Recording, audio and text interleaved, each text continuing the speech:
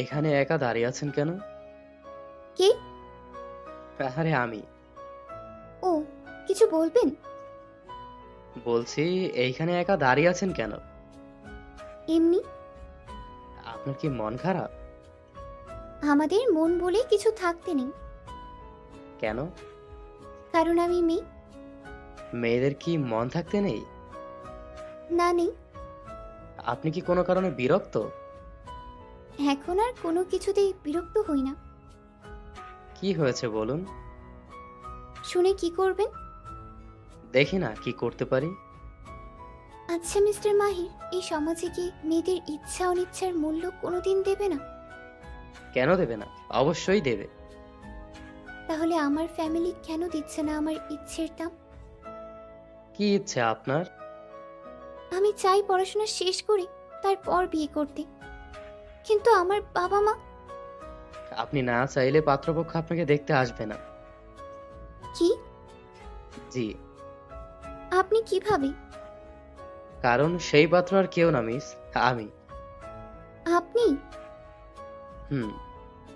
হঠাৎ আমাকে কেন? ভালোবাসি তাই।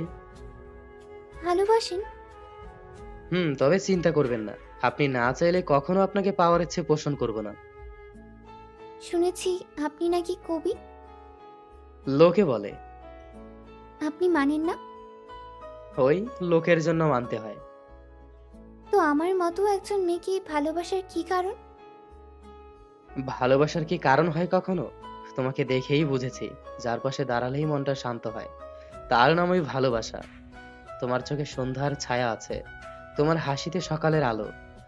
তোমাকে ভালো না বাসার কোনো যুক্তি পাইনি, তাই সব যুক্তিকে ছুটি দিয়ে ভালোবেসেছি নির্ভাবনায়। তুমি আছো বলেই কবিতা হয়ে ওঠে কথারা, তুমি আছো বলেই আমি কবি, আর বাকি পৃথিবী শুধু শ্রোতা। বাহ, খুব সুন্দর করে সাজিয়ে বলতে পারেন দেখি আপনি। হয়তোবা। নিজেকে এত ছোট করে কেন ভাবেন? বড় করে ভাবার জন্য তো আপনি আছেন। আপনি কবি হলেও না ফ্ল্যাটিং করতে পারেন। ফ্লাটিং আর ভালোবাসা কিন্তু এক না। আমি আপনাকে ভালোবাসি। ও, তাই? তাহলে তফাৎ কি শুনি। ফ্লাটিং হলো তোমার চোখ দেখে বলা, চোখে হারিয়ে যায়। আর ভালোবাসা হলো তুমি চোখ বুঝলেও তোমাকে খুঁজে পাওয়া। ফ্লাটিং হলো এক মুহূর্তের মুগ্ধতা, আর ভালোবাসা হলো তোমার সাথে সারা জীবন কাটানোর স্বপ্ন। আমি যদি ফ্লাটিং করতাম, তাহলে আজ কিছু বলতাম, কাল ভুলে যেতাম। কিন্তু আমি ভালোবাসি, তাই তোমার বলা প্রতিটা কথা মনে রাখি, মনের ভেতর গোপনে, যত্নে। এইটা কি কবি মাহির বলছে, না প্রেমিক মাহির? ভিতরে বাহিরে কিন্তু মাহির একটাই, মিস মেঘা। আচ্ছা, আমি আসি। একটা কথা, জি বলুন। গোধূলি বেলা এইভাবে খোলা চুলে আর ছাদে দাঁড়িয়ে থাকবেন না। কেন? কারণ আপনার খোলা চুলে যখন গোধূলি আলো পড়ে, তখন আপনাকে দেখে সূর্যও থেমে যেতে চায়। আপনি ছাদে দাঁড়ালে পুরো আকাশ চুপ হয়ে যায়। আমি শুধু তাকিয়ে থাকি আর ভাবি, এমন দৃশ্য তো চোখে না, মনে রাখার জিনিস। আর একটা ভয়ও থাকে, কেউ যদি সেই মুহূর্তে আপনাকে দেখে ফেলে, তাহলে আপনার প্রতি সেও মুগ্ধ হবে, যেটা আমি চাই না। আর কত মেয়েকে নিজের মায়ায় ফেলেছেন এই কবিতা শুনিয়ে শুনিয়ে।